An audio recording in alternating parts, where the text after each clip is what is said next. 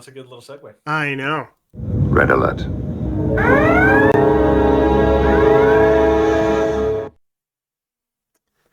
Alrighty then.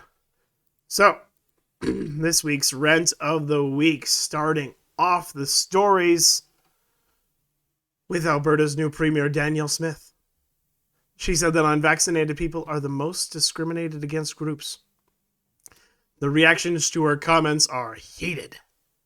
Yeah. So, new Premier Danielle Smith has been officially sworn in, but comments made during her first news conference since becoming Premier have already got Albertans heated. After being sworn in as Premier on Tuesday, Smith told reporters that people who had chosen not to receive a COVID-19 vaccine were the most discriminated against group she had ever seen. Yeah. So actually, if you click on that the video, that YouTube link, right there, they have it already queued up. So here's what she said. And maybe full screen it.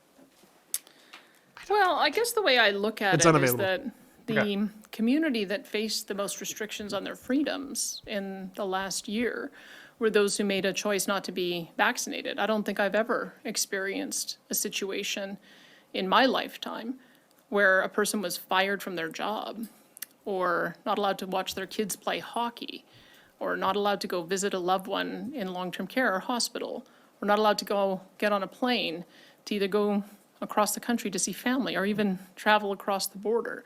So they have been the most discriminated against group that I've ever witnessed in my lifetime. That's a pretty extreme level of discrimination that we have seen. I don't take away any of the discrimination that I've seen in those other groups that you mentioned, but this has been an extraordinary time in the last year in particular. And I want people to know that I find that unacceptable, that we are not going to create a segregated society. Okay, so quick Solid. question for you, June. Good question. Yep. Okay, so obviously we like a comment. She's actually acknowledging the actual wrongs that have been done against the unvaccinated population. But here's the question: what was wrong with her comments? Like, just before you go into like the well, whole like back. I know that they're taking this because they're gonna say, oh well, other minorities have been mistreated in your lifetime, and she's like, but what she said was that they are the most discriminated against minorities that she has seen in her lifetime. She's not discounting the treatment of minorities that she hasn't seen. She's saying that what she's witnessed in her lifetime, the treatment of the unvaccinated, with the segregation of society and the withdrawal from society and the isolation from the general populace that was on the unvaccinated, was the worst that she's ever seen. Yeah. Now, of course, the attacks against her are completely unreasonable because they're twisting her words. I know what she said was not inappropriate in any way. No, I would say like, no, this is what happens with, the lunatic left is they basically want to make equivalencies. It's like, well, what about the Black community? What about the Native community? What about, I don't know, like the LGBT community?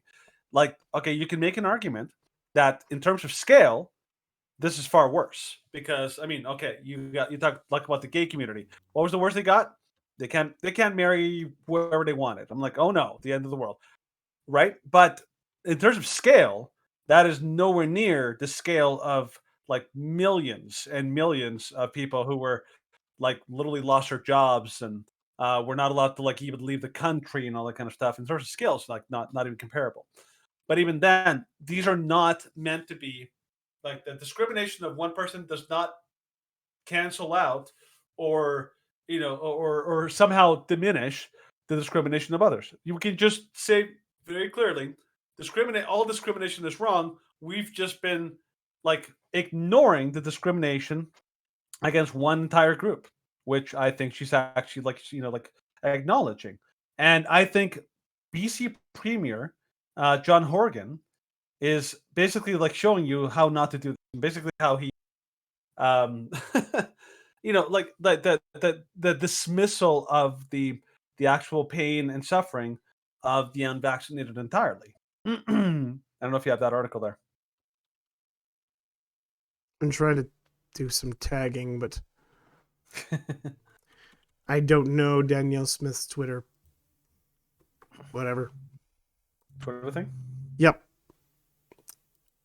So basically, like, there's been, whenever there's backlash, it's always on Twitter, it's always on the news will always say like, oh my goodness, humongous controversy. The news is very good at creating false controversies.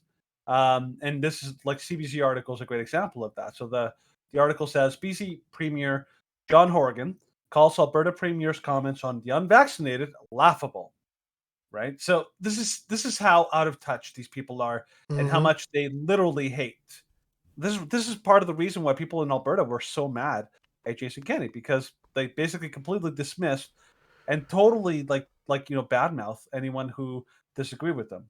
So, according to this article, BC Premier John Horgan says it was laughable for the Alberta Premier to suggest that unvaccinated people are the most discriminated group in our lifetime. Horgan will step down as BC Premier later this year. He made the comments on CFAX radio in Victoria. So what exactly does he say? Yeah, here later down he says Smith's comments are offensive because there was still forced sterilization and residential schools in her lifetime. Brad notes that. Oh, so this is Brad. This Dwayne is the Brad. political scientist in Mount Royal. This is another critic saying this. So Dwayne Bratt, the political scientist at Mount Royal University in Calgary, says that gay marriage wasn't legal across the country in 2005. Stephen, can you basically note or basically tell our watchers or viewers or listeners what is wrong with that logic? What is wrong with the logic of that there was forced sterilization in residential schools in her lifetime? Mm-hmm. Well, she didn't witness them. Okay. So that's one thing. Mm-hmm. Because if you you can discover, mm-hmm. but you're hearing about it after the fact. Yeah. And it's like, oh, well, this is like a third party report. You're not reading about it as it's happening. Mm-hmm. Like we're looking at, of course, the stuff that's going on in Ukraine. We're looking at the stuff that's going on in Russia. And it's like, this is the closest we've been to nuclear war in our lifetime. Yeah, since since the 60s. Yeah, or in my parents' lifetime.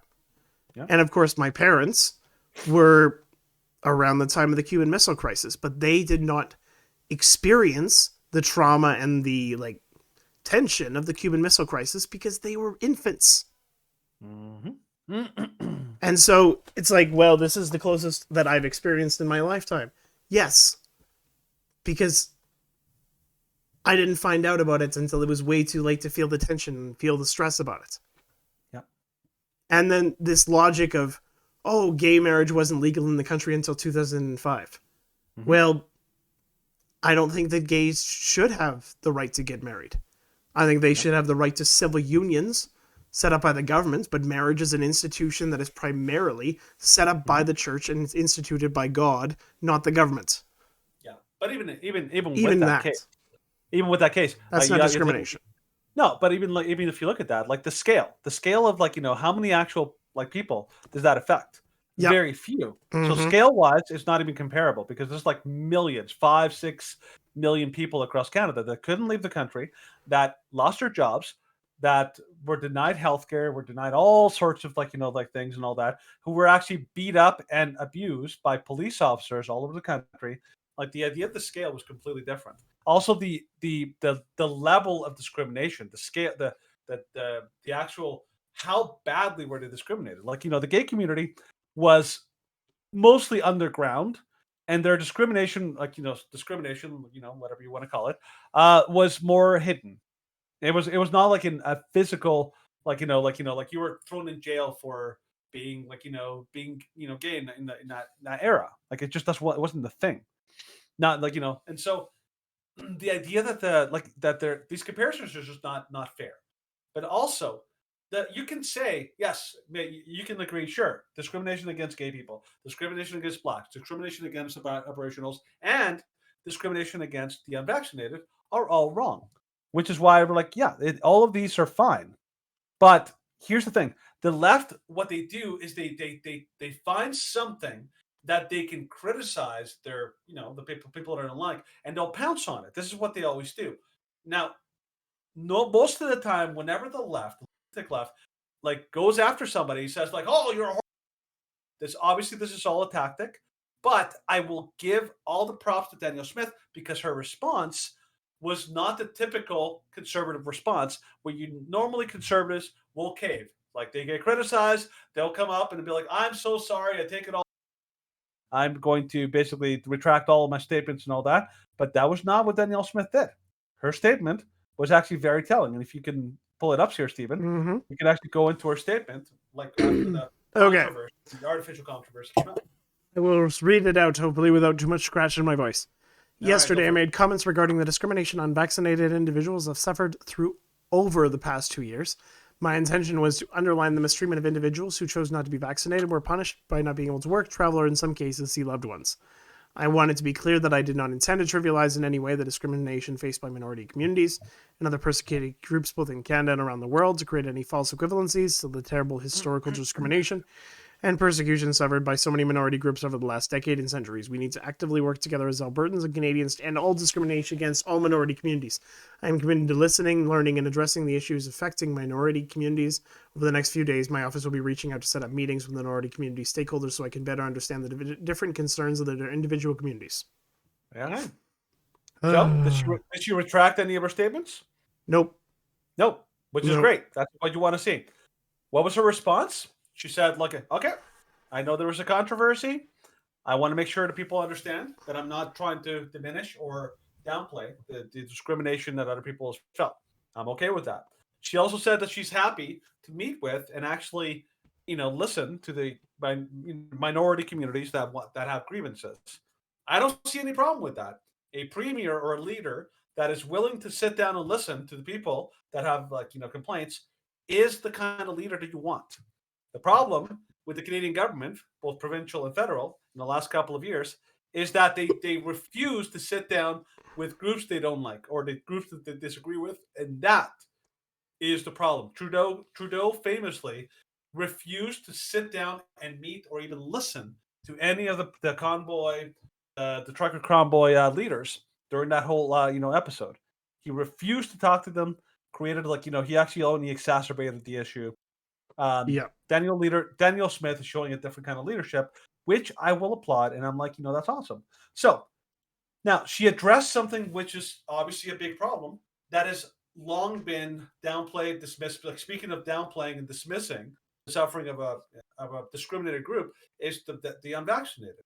Now, all this being said, the what Danielle Smith is doing is she is doing what Jason Kenney refused to do, which is she's actually addressing and bringing exposure to something that was wrong, which is that we basically mistreated an entire segment of our society and created a two-tier society for years because of a belief that these vaccines were a magic, potion that were going to solve all our problems and that they would somehow stop transmission in its tracks. But this becomes very interesting, the timing of this whole controversy, because of something that happened in the European Parliament. And this is something that was a big deal when it came up today. So, Stephen, can you bring up the story from news? Didn't come up today, but it came up yesterday. Okay, well, it came up recently, yeah. Pfizer did not know whether COVID vaccines stopped transmission before rollout, executive admits. Pfizer exec has made a frank admission during a parliamentary hearing, with one representative describing it as shocking, even criminal. Right, so you can play the video here, eh? COVID vaccine tested on stopping the transmission of the virus before it entered the market. If not, please say it clearly. If yes, are you willing to share the data with this committee? And I really want a straight answer, yes or no, and I'm looking forward to it. Thank you very much. Regarding the question around, did we know about stopping immunisation before it entered the market? No. We had to really move at the speed of science to really understand what is taking place in the market. And from that point of view, we had to do everything at risk. No. Wow. Booyah. So, there is no speed of science. That doesn't exist. Like, Danny, yes. How many steps does the scientific method have? Like, officially? I think it's 7, isn't it? The one that I was taught... Okay, the one that I was taught in school was 6. Okay. Let's look it up. Well, while you're looking it up, I want to point out. So, like Jenny Small, the lady who was in that clip there, she's Pfizer's president of international developed markets, and this was actually a fairly serious, thing that she was actually before. So the member that asked that is the Dutch member of European Parliament, Rob Roos. Yep. Now, why is this important? Because this is the first, I guess this is the first major time that Pfizer publicly admitted that they had no data on the actual ability of this virus to stop transmission among people. And why is that important? Because we were told from the beginning that the vaccine would stop transmission, and that's how we're going to save grandma. That's how you're going to protect your elderly relatives. That's how you're going to protect everyone. And that was the foundation and the basis for all vaccine passports and all vaccine mandates. It's not, oh, you might get less sick. If that was the justification, you can justify any of these things. But they told us right out of the gates, immediately upon thrusting us into this, this entirely segregated, world that we had. They told us the vaccine stops transmission, and you know, and so the entire vaccine tyranny that we faced over the last 2 years was based on a lie. Now, Stephen, do you have the thing, or do we want to move on to the? Yeah, I do. Go for it. So, in of course this scientific method, the picture: observation, research, hypothesis, test or experiment, analyze, and report conclusions. Yeah. So basically what they did was observation, small amount of research, hypothesis, and then conclusions. Or at least they experimented and then they reported conclusions before they really analyzed the data. Well, I think, I will add something to that. I think what happened is that they tested exclusively to see if the vaccine would help prevent bad outcomes from COVID, so to speak. But the big lie that both Pfizer and the governments and everyone involved in the media, they all propagated this lie, is that if you get the vaccine, that you will not be able to pass it on to anybody anywhere. So here, show this video by by Rob Roos. Rob Roos, who actually responded to what he heard. If you don't get vaccinated, you're antisocial. This is what the Dutch Prime Minister and Health Minister told us. You don't get vaccinated just for yourself, but also for others. You do it for all of society. That's what I said. Today, this turned out to be complete nonsense. In a COVID hearing in the European Parliament, one of the Pfizer directors just admitted to me, at the time of introduction, the vaccine had never been tested on stopping the transmission of the virus. This removes the entire legal basis for the COVID passport. The COVID passport that led to massive institutional discrimination as people lost access to essential parts of society. I find this to be shocking, even criminal. Yeah. So if you actually the thing is, right from the get-go, all the major public officials, from Anthony Fauci to Joe Biden to the CDC director to everyone that was pushing this vaccine, pushing this entire thing, they told us right from the get-go, this vaccine will stop transmission. If you get it, you're not going to transmit it to anybody else. And for proof of that, we have a video from the illustrious Dr. Anthony Fauci. Yeah. From Dr. Fauci. Actually, my scratchy voice would be great for doing the Fauci voice. Yeah, we actually would. Fauci. The Fauci. Oh, I feel so bad. You'll get the vaccination. All right, let's go.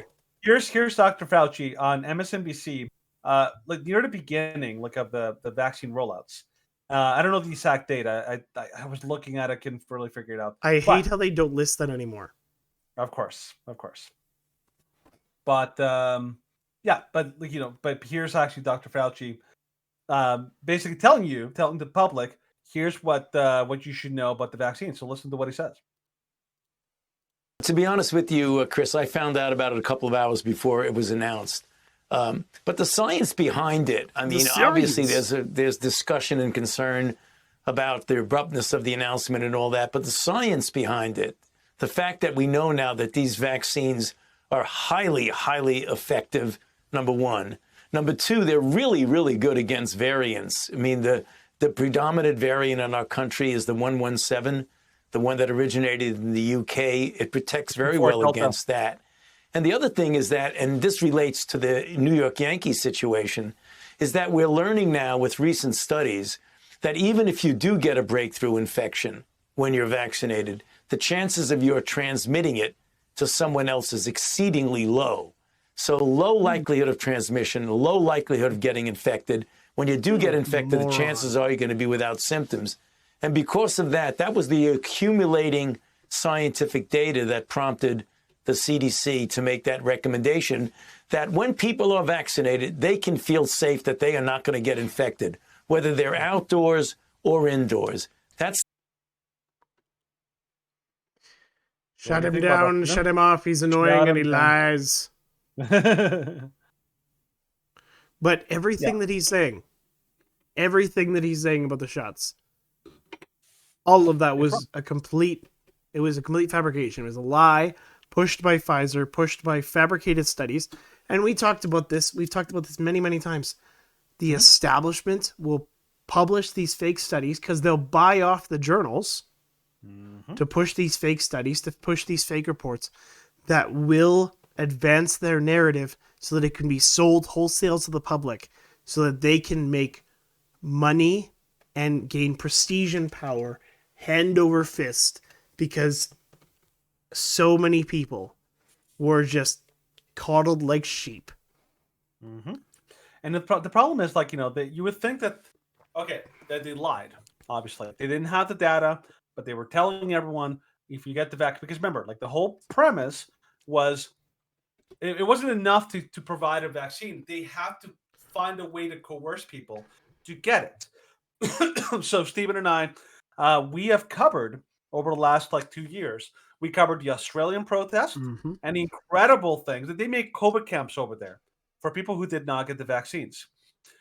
We covered things locally here in Canada. The entire premise of the trucker convoy is that without a vaccine, you're not allowed to travel. Even Canada, our own government, only dropped the travel restrictions literally less than a month ago.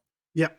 That's how long they were holding out. And we now know those travel restrictions were based on a lie. The idea that you could not pass it on to someone else. Justin Trudeau went on this tirade saying, if you don't want to get the vaccine, that's, you're free to do so, but don't think you can get on a plane or a train or all this other stuff. He was saying, it'd be like, there will be consequences if you don't take it. Yeah, you're not free from the consequences, what all these people said. So here's the important thing. Everyone from Jason Kenney to every premier across Canada, every health doctor from Dr. Bonnie Henry to Dina Hinshaw to all the other doctors across Canada who all said the vaccine will stop transmission, they have all been proven wrong. Every single one of them should in a fair world should be stating a complete and total apology to the public. Whether or not they believe that they were following the science or not, they had it wrong. They got it wrong. They should apologize because they created an incredible amount of suffering to all people, and that they should be accountable for that. Yes, they now, should. The crazy thing about this is that you would think that this is all news and a surprise to everyone. That nobody knew this at the beginning. Nobody even imagined that the vaccine couldn't have stopped transmission, except in DH News. And this is the date was December 13, 2020, which is basically right before, because remember the vaccines were released right before they started implementing them in the seniors. Yeah, amazingly enough, this is what Dr. Tam said about the vaccine based on what she knew at the time. Yeah, based on what she knew. Federal health officials have said that although COVID-19 vaccines protect against the virus, data does not exist on how well they prevent transmission. Theresa Tam, the public health officer for Canada, issued a statement on Sunday, this was of course back in 2020, to address increasing misinformation surrounding COVID-19 following Health Canada's approval of the COVID-19 vaccine candidate, Tam urged Canadians to follow with public health measures in the coming months. While the vaccine offers protection against disease, data does not yet exist on prevention of transmission. Further reason to maintain our collective efforts. She sounds like the witch from like Snow White. It's like, come get your apple, dearie. It's like, Yep. Tam called the vaccine's authorization a historical step in moving forward through the pandemic, but cautioned the news does not change Canada's current situation. The country is still experiencing high COVID infection rates. That was in December 2020. So, yep. So, yeah. Some people knew. Yep. But, and then of course, like, if this was actually, she's claiming this, and then of course everything that she did after that was entirely backtracking. Because it's like, yes, we should implement mandatory vaccines, but it's like, didn't you already say like 6 months ago that this does not prevent transmission? There's no data to show that it prevents transmission. But we have to do it for the greater good of society. The greater good. The greater good. The greater It's like, good. wait, that doesn't make sense. Shut up. It's for the greater good. Shut up, you bigot. How dare you Exactly. talk Shut next. up, you spreader of misinformation. Let PayPal fine you $2,500. Pretty much, actually. But that's the thing, is we, like, all together, Daniel Smith is right in saying that the unvaccinated were discriminated. And we were right, and a lot of people were right, and a lot of kudos should be said, that the whole basis for the vaccine, tyranny, and crimes that were done on the human populace over the last 2 years was completely based on a lie. And by the way, I shared the article because this article, like that talked about the European Parliament, that was from blaze.com. That article was fact checked by Facebook. Mm-hmm. And guess what the fact checker said? Why that should be rated false, Stephen? Take a wild guess, because I mean it's always up in the air how their justification is, but I'm actually wondering if you might be able to guess correctly what their justification for why it's false. Missing context? Well, what context were they missing? Take Take a wild guess. You might be wrong, but you might be right too. Take a wild guess that they're just like blatant lies. Yeah. They're probably saying the COVID-19 vaccines are safe, have been proven safe and effective. Well, not far off. Okay, so what they said, and this is again lead stories, which is completely fraudulent. Fact checker, like they're garbage anyways. But what they said, the rationale that they said for why that story is false is because that's not how vaccine trials work. They don't test for transmission. That was their thing. I think it was PolitiFact too. Well, PolitiFact, the Google page says alleged revelation about Pfizer vaccine trial is nothing new, and then when you click on it, it says that it doesn't exist anymore. Oh, did they delete it? They must have. Oh, I guess so. Let me take a look, because I posted that article on our group and immediately got flagged for misinformation. Yep. Maybe they changed it. Yeah. Oh, they did. That thing isn't there anymore. Whoa, they changed that quick. Wow, that's. But yeah, all you need to know. We go hiding. if Facebook ever fact checks something that you post, it's almost guaranteed that it's true. It is true. That is pretty much the stamp of approval for how you know something is true if it's fact checked. So yeah, so that's the rant of the week. We basically just covered the idea that vaccine passports were a joke. Thankfully, there's one leader in Canada that's at least showing promise that is actually acknowledging the crime that was committed against their own people. All praise. Praise be to Danielle Smith. Yeah, so far she's doing great. So all hail Danielle. All hail Danielle. Thank you. I appreciate it. I know. She's the new all hail Elon. Yeah, pretty much. All right, buddies, let's jump into the news you may have missed. Let's just hop through these things, man. Yeah, let's do it. Let's go through the news you may have missed. So,